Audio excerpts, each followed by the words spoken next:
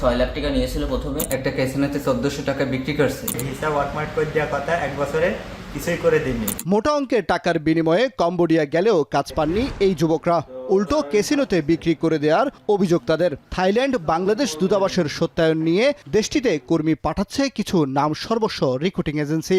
80,000 থেকে 1.5 লাখ টাকা অভিবাসন ব্যয় ধরা হলেও কর্মীদের খরচ হচ্ছে 6 লাখেরও বেশি।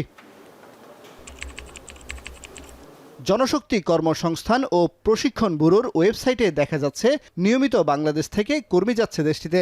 গেল 2 বছরে বিএমইডির অনুমোদন নিয়ে কম্বোডিয়ায় গেছে প্রায় 16,000-এর বেশি কর্মী। সুরক্ষা নিশ্চিত করা ছাড়া দূতাবাসবিহীন গন্তব্যে যাওয়া কর্মীদের খোঁজখবর রাখছে তো বিএমইটি বা রিক্রুটিং এজেন্সিগুলো। চলুন দেখে আসা যাক। রাজধানীর নয়াপল্টনের এই ভবনের ঠিকানা ব্যবহার করে 144 জন কর্মীর অনুমোদন নেয় মঙ্গল গ্লোবাল সার্ভিসেস। কিন্তু এখানে এসে প্রতিষ্ঠানটির অস্তিত্ব পাওয়া গেল না, তাদের ফোন নাম্বারও বন্ধ। আপনি যে নম্বরে কল করেছেন নম্বরটি এই মুহূর্তে বন্ধ আছে। 100 কর্মীর অনুমোদন পাওয়া কাকরাইলের মন্ডল ট্রেড ইন্টারন্যাশনাল লিমিটেডের ব্যবস্থাপককে পাওয়া গেলেও তিনি যেতে বলেন অন্য আরেকটি রিক্রুটিং এজেন্সিতে। হ্যাঁ, আমাদের তো আচ্ছা, এই যে শ্রমিক প্রেরণের জন্য আপনি যে অনুমোদন পেয়েছিলেন, এই শ্রমিকগুলো কি গিয়েছে যে 100 জন? এর উপরে নিয়ে যাও তো, যাদের সাথে কথা বলো, আমাদের উপরে অফিসে যান। তাদের কাছেও নেই কর্মীদের সবশেষ কোনো তথ্য। মন্ডল হচ্ছে একটা রিক্রুটিং এজেন্সি, আমাদের একটা রিক্রুটিং এজেন্সি। আমরা মিউচুয়াল ব্যবসা আছে।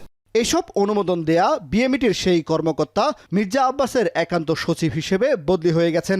কর্মীরা কম্বোডিয়ায় পৌঁছার পর রিক্রুটিং এজেন্সির প্রতিবেদন দেওয়ার কথা থাকলেও সেসবও নেই বিএমইটির কাছে। আমাদের কর্মী যাওয়ার পরে প্রতিবেদন দেওয়ার দায়িত্ব কিন্তু মিশনের। 25-এর বিষয় তো আমি হয়তো চেক করে দেখতে হবে যে আদৌ কোনো প্রতিবেদন তারা যাওয়ার পরে তাদের হাল হকিকত সম্পর্কে এখানে আসছে কিনা। যাচাই বাছাই ছাড়া অনুমোদন দেয়া ও কম্বোডিয়ার ফাইল তদবিরের অভিযোগ করলেন খোদ প্রবাসী কল্যাণ প্রতিমন্ত্রী। কম্বোডিয়ার ফাইলের ব্যাপক তদবির আমি দায়িত্ব নিয়ে বসার পরেও আমি দেখেছি বিএমইটি থেকে কিছু ছাড়পত্র পেয়ে যায়, বাট সেটা আসলে প্রপার চেকিংটা কোনো কারণে হয় না। এই ধরনের ঘটনা আমি দেখেছি। আমরা এটা বন্ধ করতে চাই। এই বিশেষ করে এই সেক্টর অভিবাসন সংশ্লিষ্টরা বলছেন কেবল সংখ্যার হিসেবে কর্মী পাঠানোর কারণে ভুক্তভোগী হচ্ছেন অনেকে।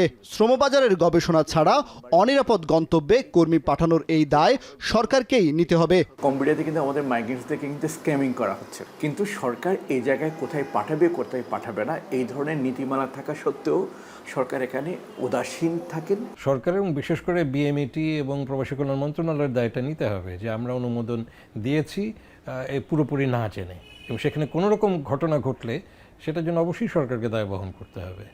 গেল এপ্রিলে ব্যাংকক বাংলাদেশ দূতাবাসের দেয়া বিজ্ঞপ্তি দেখে দেশে ফেরার আবেদন করেছেন প্রায় 1,500 বাংলাদেশি। কিন্তু অনিরাপত্তায় থাকা বাকি কর্মীদের কি হবে? হাজারো কর্মীর অনিরাপদ অভিবাসনের এই দায় ভারবা কারা নেবে? এটি এখন বড় প্রশ্ন। কামরুল হাসান, জনি, এখন, ঢাকা। 72 ঘন্টা ময়েশ্চার লক সমৃদ্ধ লিলি বডি ওয়াশ, শিয়া বাটারের গুডনেস স্কিন রিপেয়ার করে রাখে সফট ও গ্লোয়িং।